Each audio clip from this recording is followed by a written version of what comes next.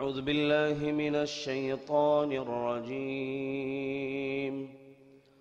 بسم الله الرحمن الرحيم.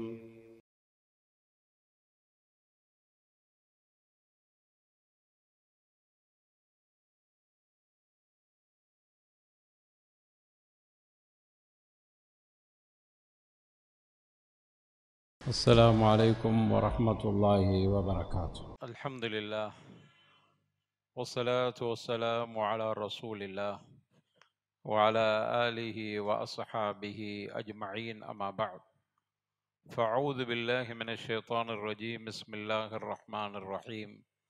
يا أيها الذين آمنوا اتقوا الله حق تقاته ولا تموتن إلا وأنتم مسلمون. رب اشرح لي صدري ويسر لي أمري واحلل عقدة من لساني يفقهوا قولي. اللهم صل على محمد وعلى آل محمد كما صليت على إبراهيم وعلى آل إبراهيم إنك حميد مجيد. اللهم بارك على محمد وعلى آل محمد كما باركت على إبراهيم وعلى آل إبراهيم إنك حميد مجيد. எல்லா புகழும் புகழ்ச்சியும் ஏக இறைவன் அல்லாஹ் ஒருவனுக்கே சொந்தம். சாந்தி சமாதானம் நபிகள் நாயகம் ரசூலுல்லாஹி ஸல்லல்லாஹு அலைஹி வஸல்லம் அவர்கள் மீதும், அவர்கள் உற்றார் உறவினர்கள், சஹாபா தோழர்கள், தாபிஈன்கள், தபு தாபிஈன்கள், குறிப்பாக நம் அத்துணை பேர்கள் மீது மீண்டும் நிலவட்டுமாக. அன்பான சகோதரர்களே, பெரியவர்களே, தாய்மார்களே, இன்றைய ஹுத்பா பேருரையின் தலைப்பு பைத்துல் முகத்தஸ் மற்றும் யூதர்களின் பண்புகள் குர்ஆனிய பார்வையில். அன்பான சகோதரர்களே, சில காலமாக நாம் பார்த்து வருகிற காட்சிகள் நம்முடைய உயிரை விட மேலாக நேசிக்கப்படுகிற ஒரு இடம், அதுதான் மஸ்ஜிதுல் அக்ஸா. அந்த பகுதியில் வசிக்கிற நம்முடைய சகோதரர்கள் பிலஸ்தீன் மக்கள் இன்று மிகப்பெரிய சூழ்ச்சிக்கார யூதர்களுடைய தாக்குதலுக்கு உள்ளாக்கப்பட்டு அந்த ஒவ்வொரு காட்சிகளையும் நாம் பார்க்கிற பொழுது உள்ளபடியாக மனிதன் என்கிற இனத்தை சார்ந்தவர்கள் அத்துணை பேர்களும் கவலைப்படுவார்கள், கண்ணீர் வடிப்பார். அப்படிப்பட்ட ஒரு துயரத்தை இன்னைக்கு சமூகம் சந்தித்து வருகிறது. அதை பற்றி யாரும் பேசுவதற்கு நாதி இல்லை. சுற்றி இருக்கிற அரபு நாடுகள் வாய் துறக்க பயப்படுகிறது. இப்பொழுதுதான் கொஞ்சம் கொஞ்சமாக பிலஸ்தீன் மக்களோடு நாங்கள் ஒன்றிணைவோம் என்கிற ஒரு மென்மையான ஒரு வார்த்தை, ஒரு சிறிய ஆறுதலை அந்த மக்களுக்கு கொடுத்திருக்கிறது. இருந்தாலும் அந்த மக்களுக்கு மிகப்பெரிய நம்பிக்கை அல்லாஹ் மீது நம்பிக்கை. இவர்கள் யாரையும் அவர்கள் நம்பவில்லை என்பது இன்னும் நமக்கு ஆச்சரியத்தை கொடுக்கிறது மட்டுமல்ல, அல்லாஹ் அவர்களுக்கு வெற்றியை கொடுப்பான் என்பதற்கு இது மிகப்பெரிய சான்றாக இருக்கிறது. இந்த சந்தர்ப்பத்தில் நான் அந்த போர் கொடுமைகளை அல்லது இஸ்ரவேலர்கள் எப்படி தாக்குகிறார்கள், அவர்களுடைய ஆயுதங்களும் அவருடைய பலங்களும் எந்த அளவுக்கு கஸ்ஸா பகுதியில் உள்ள முஸ்லிம்களை தாக்கி இருக்கிறார்கள் என்பதோ, அல்லது ஹமாஸ் என்கிற அந்த போராளி முஜாஹிதீன்கள் எந்த அளவுக்கு இஸ்ரவேலர்களை சின்ன பின்னமாக்கி அவர்களுடைய பலத்தையே நொறுக்கி விட்டார்கள் என்பதை பற்றி பேசுவதற்கு இங்கு வரவில்லை. காரணம், அதை பற்றி என்னை விட நீங்கள் அதிகமாக தெரிந்திருப்பீர்கள் என்கிற நம்பிக்கை இருக்கிறது. இங்கே நான் சொல்ல வருவது என்னவென்றால், பைத்துல் முகத்தஸ் அல்லது பைத்துல் மிக்தஸ் அல்லது பைத்துல் மக்தஸ் என்று இப்படி சொல்லப்படுகிற அந்த பகுதி, இதை பற்றி குர்ஆன் என்ன சொல்கிறது? யூதர்கள் யார், அவர்களுடைய பண்பை பற்றி குர்ஆன் என்ன சொல்கிறது? இந்த இரண்டையும் நாம் தெரிந்து கொண்டால் இவர்கள் இப்படித்தான் இருப்பார்கள், இதைவிட கடுமையாக இருப்பார்கள் என்பதை நாம் தெரிந்து கொள்ள வழி வகுக்கக்கூடியதாக இருக்கிறது. மட்டுமல்ல, ஆரம்ப காலத்தில் அவர்களுடைய நிலைப்பாடுகள், இஸ்லாத்தின் மீது அவர்கள் செய்த தாக்குதல்கள் இவைகளை பற்றியெல்லாம் நாம் புரிந்து கொள்ள முடியும் என்கிற காரணத்தால் இந்த தலைப்பு எடுக்கப்பட்டிருக்கிறது. அருமையானவர்களே, பலது ஷாம் என்று சொல்வார்கள். ஷாம் பிரதேசம் ரசூலுல்லாவால் துவா செய்யப்பட்ட ஒரு பகுதி. அந்த பகுதியில் ஒரு இடம்தான் பிலஸ்தீன் என்கிற பகுதி. இந்த பிலஸ்தீன் என்கிற பகுதி ஒரு விசாலமான ஒரு பகுதி. இன்று நம்ம பார்க்கிறோம், மேப்பில் பார்க்கிற மாதிரியான ஒரு சுருங்கி இருக்கிற வட்டம் அல்ல, ஒரு பெரிய நிலப்பரப்பை கொண்டதுதான் அந்த பிலஸ்தீன் என்கிற பகுதி. அது கொஞ்சம் எகிப்துக்காரர்கள் கொஞ்சம் எடுத்துக்கொண்டார்கள். அதே போன்று இஸ்ரவேலர்கள் அந்த பூமியை அபகரித்து கொண்டார்கள். அது மட்டுமல்ல, அந்த பகுதியை பொறுத்தவரையில மனித குலத்தின் புனிதர்கள் என்று சொல்லப்படுகிற நபிமார்கள், ரசூல்மார்கள் வாழ்ந்த பகுதி. எல்லா நபிமார்களும் அதை சுற்றியே வாழ்ந்திருக்கிறார். நாகரிகங்களின் முதன்மை பகுதி என்று வரலாற்றில் குறிப்பிடுறார். நாகரிகம் அந்த பகுதி தான், எகிப்திய நாகரிகம் என்று முதல் நாகரிகம் அந்த பகுதியில் தான். கப்பல் ஓட்டியவர்களும் அந்த பகுதியில் தான். கரையில் போகக்கூடிய ஒரு நிலையில் இருந்தவர்கள், அப்படித்தான் உலகம் பழகி இருந்தது. கடலிலும் போக முடியும் என்பதை முதலாக அரபுகள் தான் கண்டுபிடித்தார்கள் என்பதையும் பார்க்க முடிகிறது. அது மட்டுமல்ல, ஒரு அழகான பூமி அந்த பகுதி, பிலஸ்தீன் என்கிற பகுதி. இந்த பகுதியில் தான் ஜெருசலம் என்கிற ஒரு பகுதி இருக்கிறது.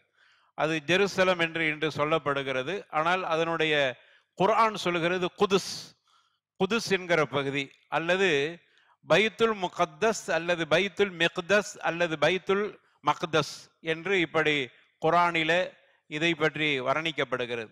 அப்படியான பகுதிக்குத்தான் ஜெருசலம் என்று இன்று சொல்றாங்க. அதுதான் பைத்துல் மக்தஸ். அது எவ்வளவு புனிதமானது என்பதை நாம் குர்ஆனிலே பார்க்கிறோம்.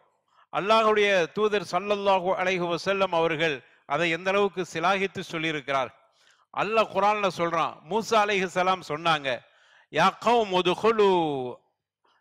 கௌம் உதுகுலுல் அர்தல் மக்தஸ அல்லதி கதபல்லாஹு லக்கும்.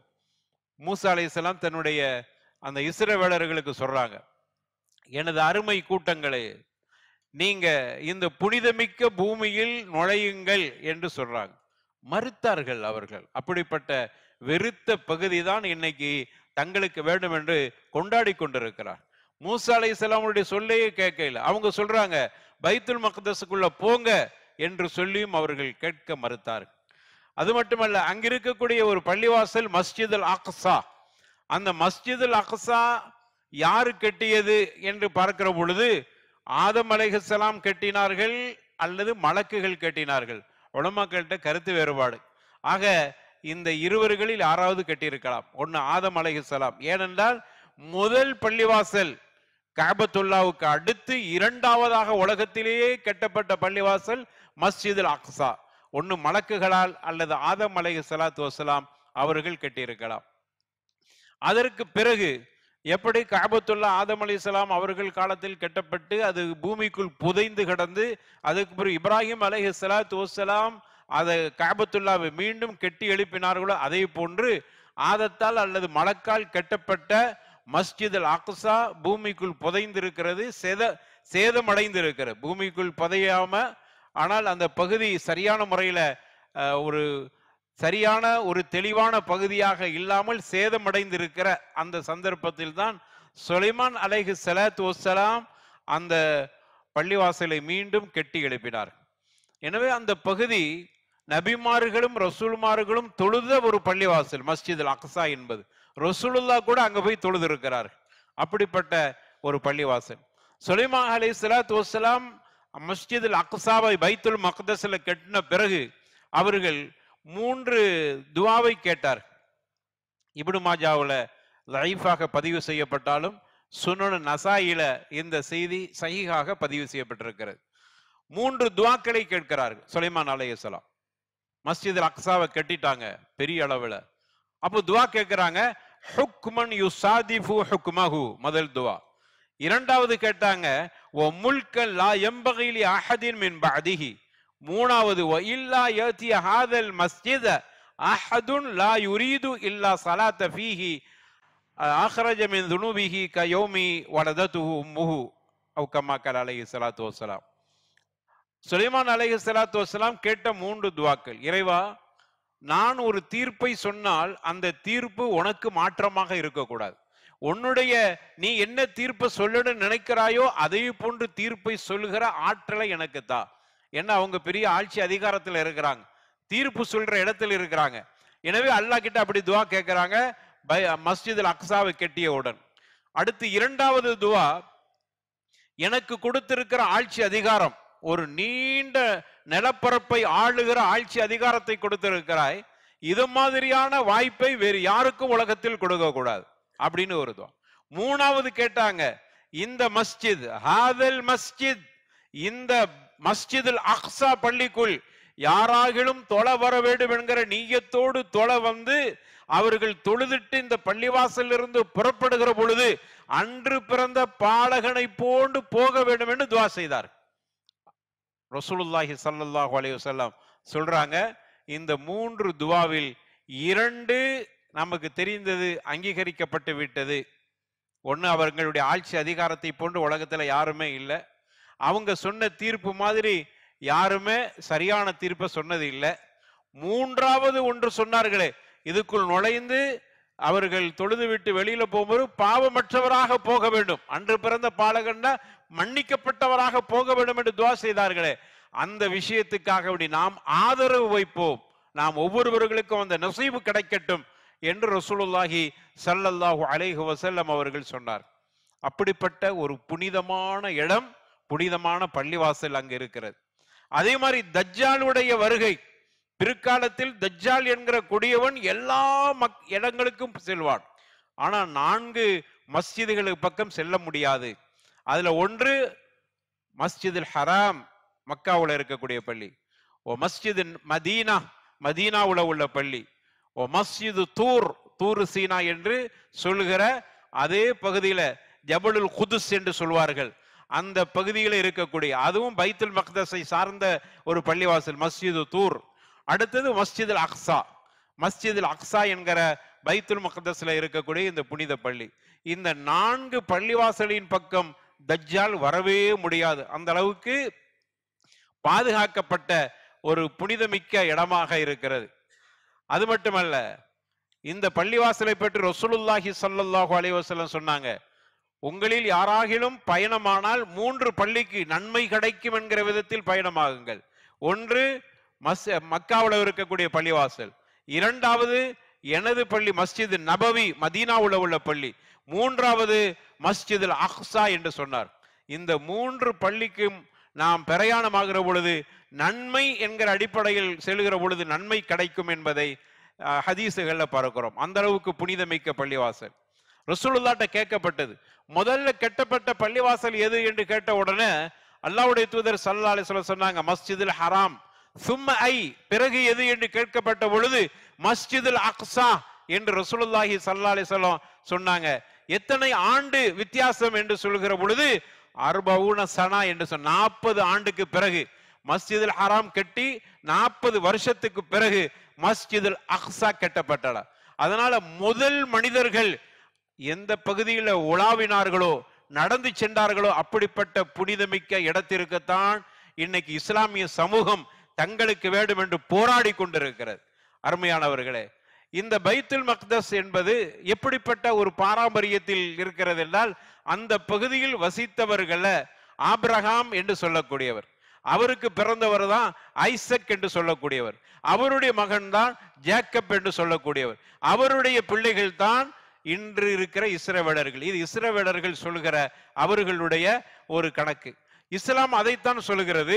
இப்ராஹிம் அலைஹிஸ்ஸலாத்து வஸ்ஸலாம் அவர்களுடைய மகனார் இஸ்ஹாக், இஸ்மாயில் அலைஹிஸ்ஸலாம் அவருடைய பாரம்பரியத்தில் அரபுகள், இஸ்ஹாக் அலைஹிஸ்ஸலாத்து வஸ்ஸலாம் அவருடைய மகனார் யாக்கூப் என்று சொன்னாலே இஸ்ராயில் என்று அர்த்தம். எனவே இஸ்ராயில்களுடைய தந்தை யாக்கூப், யாக்கூபுடைய தந்தை அதாவது இஸ்ஹாக்குடைய தந்தை இப்ராஹிம் அலைஹிஸ்ஸலாத்து வஸ்ஸலாம். அரபுகளும் அதே மாதிரி இஸ்ரவேலர்களும் சகோதரர்கள் தான் என்கிற ஒரு வரலாற்று செய்தியை பார்க்க முடிகிறது. அருமையானவர்களே, அப்படிப்பட்ட இந்த தொடரில் இருக்கிற பொழுது இஸ்ரவேலர்களுக்கும் அந்த பகுதியில் சொந்தம் இருக்கிறது. அந்த பள்ளிவாசலில் அவர்களுக்கும் இடம் இருக்கத்தான் செய்கிறது. அவர்களும் அந்த பகுதியில் வசித்தவர்கள் தான் என்பதில் சந்தேகமில்லை. ஆனால் எங்களுக்கு மட்டும்தான் சொந்தம் என்று சொல்வதற்கு அங்கு இடமில்லை. காரணம் என்னவென்றால், இப்ராஹிம் அலைஹிஸ்ஸலாத்து வஸ்ஸலாம் அவர்களை ஆபிரகாம் என்று சொல்லக்கூடியவர் எங்களுக்கு சொந்தமானவர் என்று அவர்கள் வாதாடுறாங்க. அவருடைய மகன் இவர்களெல்லாம் எங்களுக்கு சொந்தமானவர்கள், எனவே இவர்கள் யாருக்கும் சொந்தமானவர்கள் அல்ல எங்களை விட்டார் என்று சொல்லுகிற அவர்களுக்கு இஸ்லாம் சொல்லுகிறது இல்லை. ஏனென்றால் மாக்கானா இப்ராஹிம் யஹூதியன் வல நஸ்ரானியன், இப்ராஹிம் அலைஹிஸ்ஸலாத்து வஸ்ஸலாம் அவர்கள் யூதர்களாகவும் இல்லை கிறிஸ்தவராகவும் இல்லை. வலக்கின் கானு ஹனீஃப் கான ஹனீஃபன் முஸ்லிமா, அவர் முஸ்லிமாகத்தான் வாழ்ந்தார், பரிசுத்தமான இஸ்லாத்தில் இருந்தார். இந்த அடிப்படையில் தான் முஸ்லிம்கள் சொல்லுகிறார்கள் எங்களுக்குத்தான் அந்த இடம் சொந்தமானது. காரணம், இப்ராஹிம் அலைஹிஸ்ஸலாத்து வஸ்ஸலாம் முஸ்லிமாக வாழ்ந்தார்கள். அந்த காலத்தில் வாழ்ந்த இஸ்ஹாக் முஸ்லிமாக இருந்தார். அவருடைய மகனார் யாக்கூப் முஸ்லிமாக இருந்தார். அவருடைய மகன் யூசுப் முஸ்லிமாக இருந்தார். எனவே இவர்களெல்லாம் இஸ்லாத்தை சொன்னார்கள். நீங்களும் இஸ்லாத்தை ஏற்றுக்கொண்டால் உங்களுக்கு அந்த பகுதி சொந்தமானது. அந்த மஸ்ஜித் அக்ஸா உங்களுக்கும் சொந்தமானது. நீங்கள் உரிமை கொண்டாடலாம். ஆனால் நீங்கள் இப்ராஹிமை வெறுத்தீர்கள், அந்த பூமியை விட்டு நீங்கள் கடந்து சென்றீர்கள், பாலைவனத்தில் குடியிருக்க முடியாது என்பதற்காக வேண்டி நபிமார்களை கொலை செய்தீர்கள், அதை விட்டு அப்புறப்படுத்தப்பட்டீர்கள். எனவே இப்படி வெறுத்த ஒரு பகுதிதான் இன்னைக்கு தங்களுக்கு வேண்டும் என்று இஸ்லாமியர்கள் அதிகம் இருக்கிற அந்த பகுதியில் உட்கார்ந்து கொண்டு இந்த அளவுக்கு அவர்கள் கொடுமை செய்து கொண்டிருக்கிறார். அது மட்டுமல்ல, மஸ்ஜித் அக்ஸா என்பது சாதாரணமான பள்ளிவாசல் அல்ல, முஸ்லிம்களுடைய உயிரோடும் உணர்வோடும் கலந்ததாக இருக்கிறது. ரசூலுல்லாஹி ஸல்லல்லாஹு அலைஹி வஸல்லம் மிஅராஜ் செல்கிற பொழுது இந்த பள்ளிவாசலை கடந்து சென்றார்கள். திரும்ப வருகிற பொழுது இந்த பள்ளிவாசலுக்கு வந்து அங்கிருக்கக்கூடிய அனைத்து நபிமார்களுக்கும் இமாமாக நின்று தொழுகை நடத்தி விட்டு சென்றார்கள். அந்த அளவுக்கு இஸ்லாமியர்களுக்கு உரிமை இருக்கிறது. 17 மாதங்கள் ஹிஜ்ரத்துக்கு பிறகு ரசூலுல்லாஹி ஸல்லல்லாஹு அலைஹி வஸல்லம் இந்த பள்ளியை பார்த்து தான் அவர்கள் தொழுது கொண்டிருந்தார்கள், கிப்லாவாக இருந்தது என்பதை பார்க்க முடிகிறது. அதிகமான நபிமார்கள் அந்த பகுதியில் வசித்தார்கள். மட்டுமல்ல, அங்கு வந்த அத்துணை நபிமார்களும் அந்த பள்ளிவாசல்ல தொழுது இருக்கிறாங்க, அன்னைக்கு இருந்த வணக்கத்தை செய்திருக்கிறார்கள். அந்த அளவுக்கு புனிதமிக்க ஒரு இடமாக இருக்கிறது. அதே போன்று அங்கு தாவூத் அலைஹிஸ்ஸலாத்து வஸ்ஸலாம் அவர்கள் ஆட்சி புரிந்தார்கள். அதனால அந்த பகுதிக்கு மதீனத்து தாவூத், டேவிட் என்கிற பெயரும் இருக்கிறது. தாவூத் அலைஹிஸ்ஸலாத்து வஸ்ஸலாம் அவர்கள் அந்த பகுதியில் ஆட்சி செய்து கொண்டிருந்தார்கள். அதற்கு பிறகு அவருடைய மகனார் சுலைமான் அலைஹிஸ்ஸலாத்து வஸ்ஸலாம், தாவூத் அலைஹிஸ்ஸலாத்துடைய மகன் சுலைமான் அலைஹிஸ்ஸலாத்து வஸ்ஸலாம் அவர்களும் ஆட்சி புரிந்து கொண்டிருந்தார்கள். அதற்கு பிறகு அங்கு பல பேர் ஆட்சி புரிந்திருக்கிறார்கள். பாரசீகர்கள், ரோமர்கள் ஆட்சி செய்து வந்தார்கள். ரோமர்கள் ஆட்சி செய்கிற பொழுது யூதர்களுக்கு பல சலுகைகள் கொடுத்தார்கள். நன்றி கெட்ட யூதர்கள் அந்த ரோமர்களை கூட அவர்கள் விட்டு வைக்கவில்லை, கலகம் செய்தார்கள். அதனால் அங்கிருந்து அவர்கள் அதிகமானவர்கள் அப்புறப்படுத்தப்பட்டார்கள். இப்படி பல ஆண்டுகள் அவர்களுக்கு அந்த பகுதி சம்பந்தம் இல்லாமல் தான் இருந்தது. அதே போன்று ரோமர்கள் பேரரசு அதனுடைய வீழ்ச்சிக்கு பிறகு பாரசீகர்கள் மீண்டும் ஆட்சியை கைப்பற்றினார்கள். 13 ஆண்டுகள் அவர்களுடைய ஆட்சி நடைபெற்றது. பிறகு மீண்டும் ரோமர்களுக்கு கையிலே வந்தது. இதை அல்லாஹ் குர்ஆன்ல சொல்லி காட்டுகிறான். அலிஃப் லாம் அஊது பில்லாஹி மினஷ் ஷைத்தானிர் ரஜீம் பிஸ்மில்லாஹிர் ரஹ்மானிர் ரஹீம் அலிஃப் லாம் மீம் குலிபத்துர் ரூம் ஃபி அத்னல் அர்தி வஹும் மின் பஅதி கலபிஹிம் சயக்லிபூன். ரப்புல் ஆலமீன் இதைத்தான் சொல்லி காட்டுகிறான். குலிபத்துர் ரூம் வீழ்ந்து விட்டன, ரோமா பேரரசு வீழ்ந்து விட்டன, தோல்வி அடைந்து விட்டன. ஃபி அத்னல் அர்த், உங்களுக்கு பக்கத்தில் இருக்கிற சமீபத்தில் இருக்கிற ஒரு பூமி அது. வஹும் மின் பஅதி கலபிஹிம் சயக்லிபூன், ரோமர்களுக்கு பிறகு மீண்டும் அவர்களுடைய வீழ்ச்சிக்கு பிறகு அவர்களுக்கு வெற்றி கிடைக்கும் என்று அல்லாஹ் ரப்பல் ஆலமீன் தனது திருமறையில சொல்லி காட்டுகிறானே, அது இவர்களுடைய ஆட்சியே தான் என்பதை நம்முடைய தஃப்சீருடைய அறிஞர்கள் தெளிவுபடுத்துகிறார். எனவே மீண்டும் ரோமர்கள் கிறிஸ்தவர்களுடைய உதவியோடு ஆட்சி செய்து கொண்டிருந்தார்கள். அதற்கு பிறகு உமர் கத்தாப் ரலியல்லாஹு அன்ஹு, இது வரலாறு. அதற்கு பிறகு உமர் கத்தாப் ரலியல்லாஹு அன்ஹு அவர்கள் அந்த பூமியை அவர்களுடைய ஆட்சி காலத்தில் வெற்றி கொள்ளப்பட்டன. அவர்களே நேரடியாக சென்று அங்கு தொழுகை நடத்தி இருக்கிறார்கள். எனவே இப்படி உமர் கத்தாப் ரலியல்லாஹு அன்ஹு அவர்கள் வென்ற ஒரு பகுதி. பல கல்விக்கூடங்களை அவர்கள் நிறுவினார்கள். முஆவியா ரலியல்லாஹு அன்ஹு அவர்களுடைய ஆட்சி காலத்தில் இந்த பகுதிதான் தலைமைப்பிடமாக இருந்தது, ஷாம் தேசத்திற்கு தலைமைப்பிடமாக இருந்தது. இப்படிப்பட்ட வரலாற்று நமக்கு பின்னணி இருக்கிறது, சிறப்பு இருக்கிறது. எனவே அருமையானவர்களே, இப்படிப்பட்ட ஒரு பகுதியை தான் இன்னைக்கு வெற்றி கொள்வதற்காக வேண்டி ஹமாஸ் என்கிற ஒரு வீரமிக்க, ஒரு ஈமானிய உணர்வு மிக்க, அஹ்லு சுன்னா வல் ஜமாஅத்தினுடைய உறுதிமிக்க கொள்கையுடையவர்கள் அதை கைப்பற்றுவதற்கும் அவர்களை விரட்டி அடிப்பதற்கும் முயற்சி செய்து கொண்டிருக்கிறார். அருமையானவர்களே, இந்த யூதர்களுடைய குணாதிசயத்தை அல்லாஹ் சொல்கிறார். யூதர்கள் யாரு தெரியுமா? இஸ்லாமியர்கள் மீது, ஈமான் கொண்டவர்கள் மீது மிகவும் பகையானவர்கள், பகை மிக்கவராக இருப்பார்கள், விரோதிகளாக பார்ப்பார்கள். அல்லாஹ் ரப்பல் ஆலமீன் சொல்கிறான். இந்த யூதர்கள் எப்படிப்பட்டவர்கள் என்றால், நபியே நீங்க பார்ப்பீர்கள், ஈமான் கொண்ட மூமின்களை, முஸ்லிம்களை பார்த்தால் இவர்கள் அதிகம் பகையுடையவர்களாக பார்ப்பார்கள். அப்படிப்பட்ட குரோதம் இவர்களுடைய உள்ளங்களில் இருக்கிறது. அப்படிப்பட்டவர்கள் மிக பொய் சொல்லக்கூடியவர்கள். அல்லாஹ் அதையும் குர்ஆன்ல சொல்றான். பொய்யை சொல்லக்கூடியவர்கள் மட்டுமல்ல, பொய்யான செய்திகளையும் அதிகம் ரசித்து கேட்பார்கள். பொய்யான செய்திகளை கேட்கக்கூடியவர்களாக இருப்பார்கள். இப்படிப்பட்டவர்கள் இவர்கள் பேராசை பிடித்தவர்கள். இவர்களுடைய பண்புகள் அல்லாஹ் குர்ஆன்ல சொல்லி காட்டுகிறார். இந்த பண்பு, இவ்வளவு கெட்ட பண்புடையவர்களை நம்ம செய்த முதல் பிழை. அல்லாஹ் ஏன் யூதர்களை இப்படிப்பட்ட குணாதிசயம் உடையவன்னு குர்ஆன்ல சொல்லி இருக்க, அடைக்கலம் கேட்டு வருகிற பொழுது இந்த திருடர்களை, இந்த அயோக்கியர்களை உள்ளே அனுமதித்து இருக்க கூடாது. குர்ஆனுக்கு என்றெல்லாம் இஸ்லாமியர்கள் முரணாக நடக்கிறார்களோ, குர்ஆனுடைய பேச்சை நம்ம கேட்காமல் இருக்கிற காலமெல்லாம் அல்லாஹ் காப்பாற்ற வேண்டும். அல்லாஹ் இப்படித்தான் தண்டனை கொடுப்பான். இவர் ஏன் அல்லாஹ் குர்ஆன்ல அவர்களை பற்றி எல்லாம் இந்த அளவுக்கு சொல்லி காட்டுகிறான்?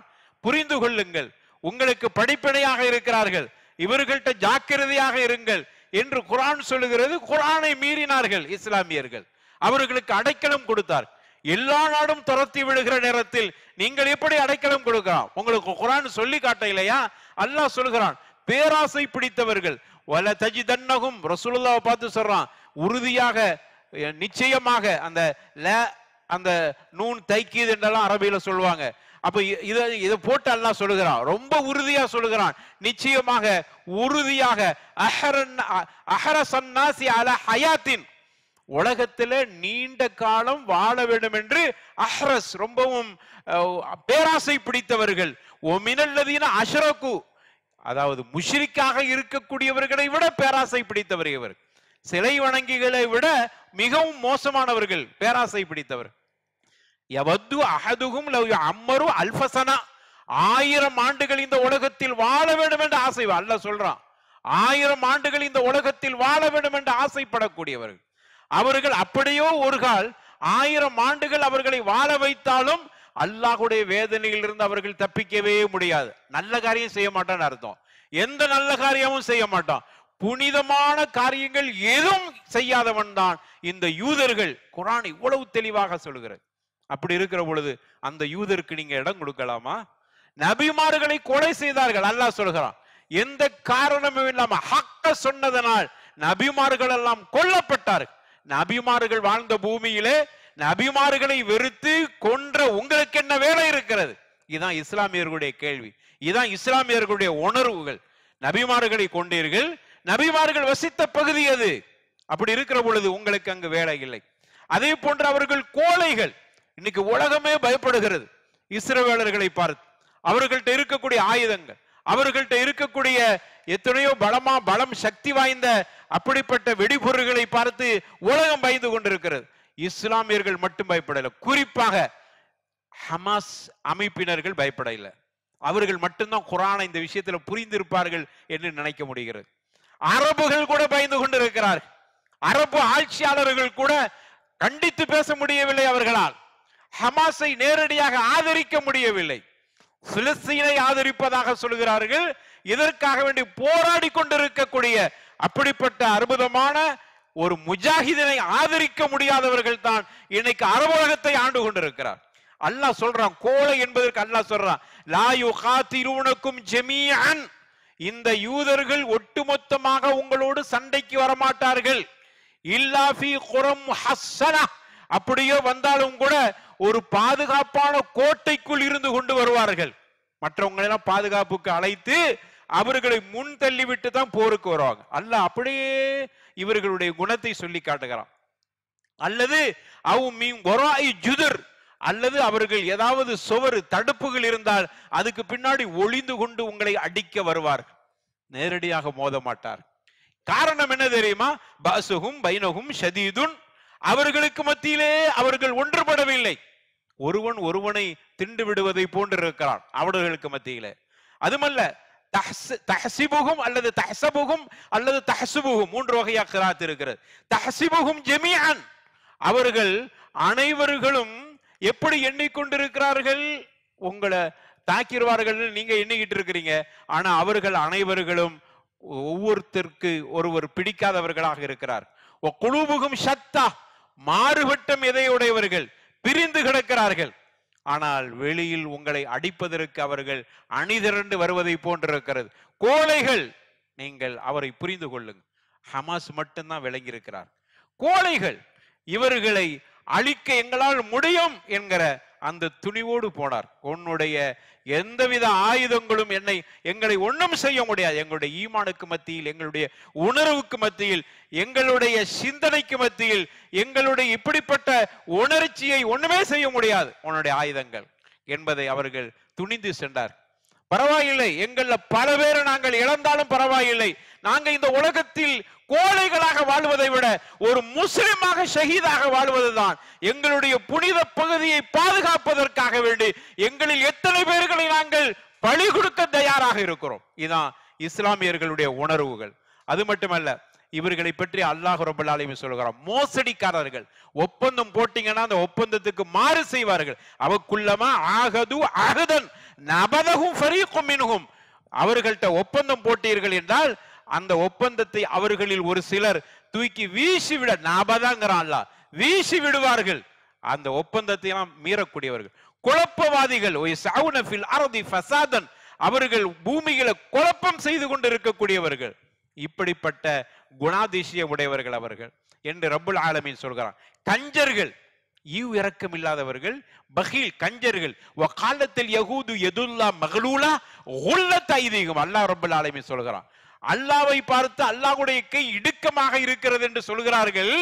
ஆனா யூதர்களை பொறுத்தவரையில குல்லத் ஐதீஹிம், அவர்கள் கஞ்சர்கள். அப்படிப்பட்ட இரக்கமற்ற, ஆக இந்த வர்ணனை எல்லாம் பார்க்கும்போது மனித பண்பற்றவர்கள் யூதர்கள் என்பதை தெரிகிறது. மல்ஊனுங்கறான் இன்னொரு இடத்துல, இவர்களெல்லாம் சபிக்கப்பட்டவர்கள். லுஇனல்லதீன கஃபரு மின் பனி இஸ்ராயீல் அலா லிசானி தாவூத வ ஈஸா இப்னு மரியம், ஈஸா இப்னு மரியமும் மரியத்துடைய மகன் ஈஸா அலைஹிஸ்ஸலாம் அவர்களும் தாவூத் அலைஹிஸ்ஸலாம் அவர்களும் தன்னுடைய நாவால் இந்த யூதர்களை சபித்திருக்கிறார்கள். சாபத்துக்குரியவர்கள். ஏனென்றால் வரம்பு மீறக்கூடியவர்கள், பாவம் செய்யக்கூடியவர்கள், இப்படிப்பட்டவர். கடைசியா சொல்றான், யூதர்களை பற்றி சொல்ல வேண்டுமா? அவர்கள் எப்படிப்பட்ட மோசமானவர்கள் தெரியுமா? ஒத்த கஸீரு மின் அஹ்லில் கிதாப் லவ் யுருத்தூனகும் மின் பஅதி ஈமானிக்கும், நீங்கள் ஈமான் கொண்ட பிறகு உங்களுடைய ஈமானை துடைத்தெறிய வேண்டும் என்று முயற்சி செய்து கொண்டிருக்கிறார். ஒத்துங்கிறான். ரொம்ப ஒத்து என்றால் ரொம்ப ஆசைப்படக்கூடியவர்கள், பிரியப்படக்கூடியவர். உங்களுடைய ஈமானை துடைப்பதற்கு, உங்களுடைய ஈமான உள்ளத்திலிருந்து அகற்றுவதற்கு ரொம்ப ஆசைப்படுறாங்க. ஏனென்றால் அவர்களுடைய இதயங்கள்ல பொறாமை நிறைந்து கிடக்கிறது. உங்களை பார்த்து பொறாமைப்படுகிறார் என்றெல்லாம் அவர்களுடைய குணாதிசயத்தை அல்லாஹ் ரப்பல் ஆலமீன் தனது திருமறையில இந்த அளவுக்கு பட்டியல் போட்டு சொல்லி காட்டுகிறான். எனவே யூதர்கள் இப்படித்தான் இருப்பார். கொடுமைக்காரர்கள், இரக்கமற்றவர்கள், கோழைகள், அவர்களுக்கு மனிதத்தன்மையே இல்லாதவர்கள், ஒப்பந்தம் போட்டால் அதை முறிக்கக்கூடியவர்கள், எதை பற்றியும் யோசிக்க மாட்டார்கள். அவருக்குள்ளேயே அவர்கள் அங்கு சண்டை போட்டுக் கொள்வார்கள். ஒருவரை அடித்து ஒருவர் சாப்பிட வேண்டும் என்கிற எண்ணம் படைத்தவர்கள் என்று இப்படிப்பட்ட மோசமான குணம் படைத்தவர்களைத்தான் இஸ்லாமியர்கள் அடைக்கலம் கொடுத்தார். இதெல்லாம் நமக்கு பாடம். நம்மளை தேடி வரக்கூடியவர்களுக்கு இஸ்லாமியர்கள் இறக்கப்பட்டு அடைக்கலம் கொடுக்கிற பொழுதெல்லாம் இஸ்லாமியர்கள் மாட்டிக்கொள்கிறார். என்னைக்குமே முஷ்ரிக்குகளையும் யூதர்களையும் கிறிஸ்தவர்களையும் ஒரு இடத்தில் வைத்து பாருங்கள். எங்கெல்லாம் அரபு நாட்டுக்குள்ள போனார்களோ யூதர்களும் கிறிஸ்தவர்களும் அந்த பகுதி, அந்த நாடு பரக்கத்தில்லாமல் ஆயிருக்கிறது. இதான் வரலாறு. இப்படிப்பட்ட மோசமானவர்கள் என்ற வரலாற்று செய்திகளை அல்லாஹ் குர்ஆனிலே சொல்லித் தருகிறான். எனவே அப்படிப்பட்ட மோசமானவர்களோடு தான் இன்று ஒரு பெரிய போர் நடந்து கொண்டிருக்கிறது. அல்லாஹ் அதில் இஸ்லாமியர்களுக்கு வெற்றியை கொடுக்க வேண்டும் என்று நாம் அனைவர்களும் துஆ செய்து கொள்வோம். ஆகிர் தஅவானா அல்ஹம்துலில்லாஹி ரப்பில் ஆலமீன். அல்ஹம்துலில்லாஹ் வஸ்ஸலாத்து வஸ்ஸலாமு அலா ரசூலில்லாஹ் வ அலா ஆலிஹி வ ஸஹ்பிஹி அஜ்மஈன். அம்மா பஅத். அருமையானவர்களே, இந்த யூதர்கள் அந்த பகுதியை விட்டு சென்று விட்டார்கள். நமக்கு ஒரு சந்தேகம், யூதர்களுக்கு அந்த பகுதி சொந்தமானது தானே என்று சொன்னால், அவர்கள் அந்த பகுதியை விட்டு வெளியில் சென்று விட்டார். ஜெர்மனி போன்ற பகுதிகளிலே வசித்தார்கள். அப்பொழுது அவர்களுக்கு பெரிய நெருக்கடிகள் ஏற்பட்டு கொத்து கொத்தாக கொல்லப்பட்டார்கள் ஹிட்லர் மூலமாக. இதெல்லாம் நம்ம வரலாற்றில் பார்த்துருக்கிறோம். அதற்கு பிறகு ஒவ்வொரு பகுதிகளும் விரட்டி அடிக்கப்பட்டார்கள் இவருடைய குணாதிசயத்தை தெரிந்து. ஏனென்றால் இருக்கிற இடத்தில் கலகம் பண்ணக்கூடியவர்கள், குழப்பம் பண்ணக்கூடியவர்கள் என்பதை தெளிவாக புரிந்து வைத்தார்கள். இப்படிப்பட்ட ஒரு காலகட்டத்தில் தான் அவர்கள் பலஸ்தீன் பகுதிக்கு வருகிறார். அங்கு வந்து தங்களுடைய பழைய பகுதிகள் இருந்து கொள்ளலாமே என்கிற ஆசையோடு அங்கு வருகிறார். அங்கு வந்து அங்கும் பல இடங்கள் அவர்கள் இஸ்லாமியர்களுடைய தோட்டங்களில் வேலை பார்த்தார். அந்த பிலஸ்தீன் அரபுகளுடைய தோட்டங்களில் வேலை பார்த்தார். நம்ம தோட்டங்கள்ல வேலைக்கு வச்சுக்கிறவங்களையும் உஷாரா இருந்து கொள்ளுங்கள். இதெல்லாம் படிப்பின. தோட்டங்களில் வேலை பார்த்தார். தோட்டங்களில் வேலை பார்ப்பதற்கு அங்கு குடியிருப்பதற்காக வேண்டி ஒரு கூரை போட்டு கொண்டார். அதுக்கும் அனுமதித்தார்கள் இஸ்லாமியர். நாங்கள் இங்க வசிக்கிற பொழுது எங்களுடைய வணக்கத்தை செய்வதற்கு ஒரு வழிபாட்டு தலம் என்றார்கள். கடையை கொடுக்கும்போது உஷாரா இருந்துக்கிறங்க, எல்லா வழிபாடும் நடக்கிறது. வழிபாட்டு தலங்களை அமைத்துக் கொள்ள வேண்டும் என்று ஆசைப்பட்டார். பணத்துக்கு ஆசைப்பட்டு முஷ்ரிக்குகளுக்கு நம்ம விலை போவதை போன்று அரபுகள்ல சிலர் அப்படி ஒரு சின்ன வேலையை செய்து கொண்டார்கள். எந்த அளவுக்கு என்றால், ஒரு பாலைவனத்தை சில பேர் சொந்தமாக பெரும் தொகை கொடுத்து வாங்குகிறார்கள் என்று ஆசைப்பட்டு விட்டார். நம்மள நிறைய பேர் முஸ்லிம் பகுதியிலேயே மற்றவர்கள் கொடுக்குறாம இருக்க, காசுக்கு ஆசைப்பட்டு. பார்க்கிறோமா இல்லையா? எவ்வளவு இடங்களை நம்மால் அடையாளம் காட்ட முடியும் காசுக்காக வேண்டி. அந்த காசை வாங்கினவன் இப்ப இருக்கிறான உலகத்துல செத்து போயிட்டான். ஆனால் அவன் மூலமாக, அவன் யாருக்கு காஃபிருக்கு இடம் கொடுத்தானோ அந்த காஃபிர் மூலமாக இனிமே வரக்கூடிய நம்முடைய பிள்ளைகளுக்கு தொல்லைகள் இருக்கும் என்பதற்கு எந்தவித உத்தரவாதத்தை நம்ம சொல்ல முடியாது. கண்டிப்பாக தொல்லை கொடுப்பார்கள். எனவே இதைத்தான் அங்கு நடந்தது. அங்க உள்ள அரபுகள்ல சிலர் இப்படியும் செய்தார்கள். அவன் பெரும் தொகையை கேட்கிற பொழுது, ஒரு பாலைவனத்தில் இவ்வளவு தொகையை கேட்டு வாங்குறான் என்பதற்காக வேண்டி சில இடங்களையும் அவர்கள் விலைக்கு கொடுத்தார்கள். சில பேரை தன்னுடைய தோட்டத்தில் வேலை செய்வதற்காக வேண்டி அமர்த்தி அவர்களுக்கு அங்கு வீடு கட்டுவதற்கும் சில வழிபாட்டு தலங்களை செய்வதற்கும் அவர்கள் இடம் கொடுத்தார். இப்படியாக சென்று அதுக்கு பிறகு நடந்ததெல்லாம் நமக்கு நேரம் இடமில்லை. நிறைய விஷயங்கள் நீங்கள் எல்லாம் படித்திருப்பீர்கள். அதுல முக்கியமான அம்சத்தை மட்டும் சொல்கிறேன். 1945 அந்த தரவின்படி சொல்றாங்க, பிலஸ்தீன் மக்கள் மொத்தம் 18 லட்சம் மக்கள் வாழ்ந்தார். பலஸ்தீன்ல அங்க உள்ள அந்த பகுதி பலஸ்தீன் என்க, அப்ப இஸ்ரேல்லாம் இல்ல, மொத்தத்தில் 18 லட்சம் பேர்கள் இருந்தார். அதுல அரபு முஸ்லிம்கள் 11 லட்சம் பேர் அரபு முஸ்லிம்கள், 5 லட்சம் பேர்கள் யூதர்களும் கிறிஸ்தவர்களும் கலந்து 5 லட்சம் பேர் இருக்கிறாங்க. அதுல 2 லட்சம் பேர் இதர சமூகத்தை சார்ந்தவர்கள். மொத்தம் 18 லட்சம் பேர் வாழ்ந்து கொண்டிருக்கிறாங்க. இப்போ நான் 1948 அந்த பகுதி பிரித்து கொடுக்கப்படுகிறது. அப்படி பிரித்து கொடுக்கப்படுகிற பொழுது 5 லட்சம் யூதர்களுக்காக வேண்டி அங்கு ஒரு நாடு உருவாக்கப்படுகிறது. இந்த முஸ்லிம்களை எல்லாம் பற்றி கவலைப்படவில்லை.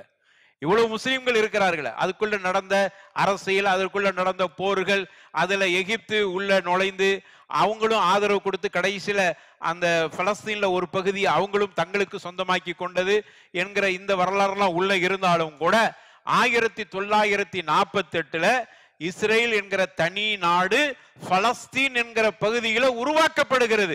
வெறுமன 5 லட்சம் யூதர்களுக்காக வேண்டி ஒரு நாடு. எங்கேயாவது வரலாற்றில் இப்படிப்பட்ட கேவலம் உண்டா? இப்படியான ஒரு நிலை நடந்தால் என்ன சொல்வார்கள்? அங்கிருந்த அரபு தேசத்தில் இருந்த முஸ்லிம்கள் எதுவும் பேச முடியல, ஆண்டு கொண்டிருந்தவர் எதுவும் பேசல. ஒரே ஒரு மன்னர் மட்டும் பேசினார், ஃபைசல் இப்னு அப்துல் அசீஸ் ஆல சஊத். அவர் பேசினார். அதற்காக வேண்டி பல வகையான விலைகளை கொடுத்தார். கடைசியில் அவரையும் கொண்டு விட்டார். இதுதான் பலஸ்தீன் வரலாறுல நடந்து கொண்டிருக்கிற கொடுமைகள். எனவே தங்களுடைய பகுதியை அவர்கள் எடுத்து கொள்ளையடித்துக் கொண்டார்கள். அங்க உட்கார்ந்துகிட்டு இஸ்லாமியர்களுக்கு எதிராக பல சூழ்ச்சிகளை செய்தார். ஹிக்மத்துக்காரர்கள் என்று சொல்ல முடியாது அவர்களை, சூழ்ச்சிக்காரர்கள், மோசடிக்காரர்கள். இதான் யூதர்கள். அவர்கள் பெரிய அறிவாளி அல்ல, ஆனால் சூழ்ச்சிக்காரர்கள். சூழ்ச்சினா துரோகம் செய்யக்கூடிய, பிறரை எப்படி நாசமாக்க வேண்டும், கொள்ளையடிக்க வேண்டும், கொல்ல வேண்டும் என்பதில் அவர்கள் அந்த மாதிரி சிந்திப்பார். எனவே அவரை பெரிய அறிவாளியாக இன்னைக்கு உலகம் நினைத்து கொண்டிருக்கிறது. இப்படிப்பட்டவர்கள் பல இடங்களில் அடி வாங்கி ஓடி வந்த கூட்டத்திற்கு இடம் கொடுத்திருக்கலாமா? கொடுத்தார்கள். இறக்கப்பட்டு இஸ்லாமியர்கள் கொடுத்தார்கள். போயிட்டு போதுன்னு கொடுத்தாங்க. கடைசியில் 5 லட்சம் பேருக்காக வேண்டி இவ்வளவு மக்கள் இருக்கக்கூடிய பகுதியில் கூடுதல் இடம் அவர்களுக்கு கொடுக்கப்பட்டது. பலஸ்தீனை விட இஸ்ரவேலர்களுக்கு கூடுதல் இடம் பிரித்து கொடுக்கப்பட்டது. இந்த அநியாயத்தை பொறுக்க முடியாமல் அங்கு ஏற்பட்ட பல குழுவினர்கள்ல ஒருவர்கள் தான் ஹமாஸ் என்கிற உற்சாகமிக்க ஒரு அற்புதமான முஜாஹிதீன்கள். இந்த முஜாஹிதீன்களை கிட்டத்தட்ட 2008 இருந்து இன்னைக்கு சொல்றாங்க 2023 வரைக்கும் 22 தடவை இஸ்ரவேலர்கள் போர் தொடுத்து ஹமாஸ் இயக்கத்தை நாங்கள் முற்றிலும் அழித்து அவர்களை பலகீனப்படுத்தி விட்டோம். இன்னைக்கு சில பத்திரிகையாளர்கள் சொல்றாங்க, இல்ல இவர்களை அடிக்கிற பொழுதெல்லாம் அடித்து அவர்கள் தரைமட்டமாகவில்லை, உயர்ந்து கொண்டே போறாங்க. இதான் முஜாஹித், இதான் அஜாயிபு குத்ரத், அல்லாஹுடைய ஆச்சரியமிக்க குத்ரத் இங்க நடக்கிறது. ஈமான்தாரிகளை யாரும் அழிக்க முடியாது. ஈமான்தாரிகளை அழிக்க முடியும், அவர்களுடைய உயிரை மட்டும் வேண்டுமானால் நீங்கள் எடுத்துக்கொள்ளலாம், அடுத்த ஈமான்தாரி உருவாகி விடுவார். ஏனென்றால் ஈமான் அப்படிப்பட்ட வலிமை மிக்கது. ஈமானுக்காக வேண்டி தங்களுடைய உயிரை கொடுக்கிறார்கள் என்று சொன்னால் இந்த புனிதமிக்க பூமியை காப்பாற்ற வேண்டும் என்பதற்கு இவ்வளவு சேதம் அடைந்திருக்கிறது. எதை பற்றியும் அவர்கள் யோசிக்கவில்லை. அதை பார்த்து நம்முடைய கண்கள் எல்லாம் குளமாகிறது. அங்கு சல்லடை போன்ற அந்த கட்டடங்களை அங்கு நொறுக்கி இருக்கிறார்கள். அந்த பகுதியில் உள்ள அந்த பலஸ்தீன் மக்களை பார்க்கிறோம், யாரும் பெரிய அளவில் துன்பப்பட்டதாக தெரியவில்லை, கவலைப்பட்டதாக தெரியவில்லை. இன்னும் வெகுண்டெழுகிறார்கள், இன்னும் உற்சாகத்தோடு சொல்றாங்க, நாங்கள் வென்றே தீருவோம், இந்த இஸ்ரவேலர்களை, யூதர்களை நாங்கள் இங்கிருந்து அப்புறப்படுத்துவோம். எவ்வளவு தைரியமும் நம்பிக்கையும் அல்லாஹ் மீது இன்னும் நம்பிக்கை இருக்கிறது. நமக்கு கூட சோர்வடைந்து விடுகிறது. நம்முடைய துவாக்கள் எல்லாம் அல்லாஹ் வெறுங்கையாக அனுப்புகிறானோ, ஏற்றுக்கொள்ளவில்லையோ? எவ்வளவு துவாக்களை கேட்டிருக்கிறோம், எவ்வளவு இஸ்லாமியர்கள் கொல்லப்பட்டிருக்கிறார்கள், எந்தெந்த புனித இடத்தில் இருந்தான் கேட்டிருக்கிறோம், இன்னுமே அடி வாங்கி கொண்டே இருக்கிறார்கள் என்று நமக்கு கூட கொஞ்சம் சோர்வு தட்டுகிறது. ஆனால் அந்த மக்களுக்கு இன்னும் வீரம் இருக்கிறது. அந்த காட்சிகளை நம்மளால் பார்க்க முடியவில்லை. அவர்களுக்கு நடக்கிற கொடுமைகளை இன்னைக்கு நம்ம வாட்ஸ்அப்ல பார்க்கிற பொழுது உள்ளபடியாக நம்முடைய இதயங்கள் தாங்கவில்லை. சிறு குழந்தைகள் வரைக்கும் கொல்லப்படுறாங்க. இதெல்லாம் எதற்காக? அவர்களுடைய சொந்த வாழ்வுக்காக வேண்டியா? அவர்களுடைய உயர்வுக்காக வேண்டியா? அல்லது அவர்கள் நாடை பிடிப்பதற்காக வேண்டியா? இல்லை. நபிமார்கள் நடமாடிய இந்த பகுதி இஸ்லாமியர்களுக்கு சொந்தமானது. எனவே அது வெறும் நாட்டோடு சுருக்கி விடக்கூடாது. பிலிஸ்தீன் என்கிறது ஒரு நாடு, அந்த நாட்டோடு இதை சுருக்கி பார்க்காமல் இது இஸ்லாமியர்களுக்கு பொதுவானது என்கிற முடிவுக்கு நம்ம வர வேண்டும். அப்படிப்பட்ட ஒரு நிலைதான் இன்றைய நிலையில் இருக்கிறது அருமையானவர்களே. எனவே இன்றும் அவர்கள் தங்களுடைய அடக்குமுறையின் மூலமாக சொல்றாங்க, ஹமாஸை நாங்கள் துடைக்காமல் ஓய மாட்டோம். இனிமேதான் அவர்களுடைய புரட்சிகள் பெருகி கொண்டிருக்கும். கண்டிப்பாக நீங்க 2008 கிட்டத்தட்ட 2023 வரைக்கும் 22 தடவை அடித்திருக்கிறீர்கள். ஹமாஸை ஒழித்து விட்டு ஒரு சிறிய ஒரு படை வாங்கிட்டு இருக்கக்கூடிய ஒன்ன பார்த்து உலகமே பயப்படுது. இந்தியாவில் உள்ள வீரர்கள் கூட அங்க போய் அவன்கிட்ட பயிற்சி எடுக்கிற அளவுக்கு வாங்கிட்டு அவ்வளவு பெரிய பலம் இருந்தும் கூட சிறிய கூட்டத்தை உன்னால் ஒன்றும் செய்ய முடியல. காரணம் அவர்கள் எல்லாம் ஜுனூதுல்லாஹ், மறந்துடாத, அல்லாஹுடைய பட்டாளங்கள். அவர்களெல்லாம் ஆட்சி ஆள்வதற்கு அவர்கள் இல்லை, வாழ்வதற்கு இல்லை. இந்த உலகத்தில் இஸ்லாமிய சிந்தனையை நிலைநிறுத்துவதற்காக வேண்டிய உலகத்துல வாழ்றாங்க. அப்படிப்பட்ட ஜுனூதுல்லாஹ் அவர்கள். அல்லாஹ்வுடைய தூதர் சொன்னாங்க, கடைசியாக அல்லாஹ்வுடைய தூதர் ஸல்லல்லாஹு அலைஹி வஸல்லம் சொன்னாங்க, லா தஸாலு தாயிஃபத்தும் மின் உம்மத்தி யுகாத்திலூன அலல் ஹக் லாஹிரீன இலா யௌமில் கியாமா. அல்லாஹ்வுடைய தூதர் சொன்னாங்க, கடைசி வரைக்கும் இந்த முஜாஹிதீன்கள் இருப்பார்கள். உன்னால் அழிக்கவே முடியாது. நாங்க ரசூலுல்லாஹ்வுடைய வாக்கை நம்புகிறோம். எங்களுடைய உயிரை விட மேலாக ரசூலுல்லாஹ்வை மட்டுமல்ல, அவருடைய வாக்கையும் நாங்கள் நேசிக்கிறோம். ரசூலுல்லாஹ்வுடைய வார்த்தை கூட எங்களுடைய உயிரை விட மேலானது. அல்லாஹ்வுடைய தூதர் சொல்றாங்க, இந்த உலகம் அழியிற வரைக்கும் இதற்காக வேண்டி போராடக்கூடிய ஒரு கூட்டம், ஒரு உம்மத், ஒரு சமூகம் கண்டிப்பாக இருக்கும், இருந்தே தீரும். இது நிச்சயம். இது கண்மணி நாயகத்தினுடைய வாக்கு. எனவே இவர்களால் ஒரு காலமும் அழிக்க முடியாது. சேதங்கள் வரத்தான் செய்யும். நம்ம என்ன உலகத்துல வாழ்வதற்காக இருக்கிறோம்? இதையெல்லாம் பார்த்து நம்ம என்ன இவ்வளவு, சில பேருக்கு இப்படி ஒரு எண்ணம், நம்ம சிறியப்பட போய் எதுக்கு சும்மா இருந்தவனை போய் அவன்கிட்ட போய் சண்டையை பிடித்து இவ்வளவு மக்களை கொண்டு குவிச்சிட்டானே. இல்லை, இதுதான் இஸ்லாம். இங்கு நம்முடைய உணர்வுக்காக இன்னைக்கு இல்ல, நாளைக்கு இல்ல, ஒரு நாள் நமக்கு வெற்றி. எனவே இந்த கூட்டம் இருந்து கொண்டே இருக்கும். ரசூலுல்லாஹ் சொல்றாங்க, கடைசி வரைக்கும் போராடுவார்கள், கியாமத் வரைக்கும் இது நடக்கும். இஸ்லாமியர்களுக்கு அந்த பூமி சொந்தமாகும்.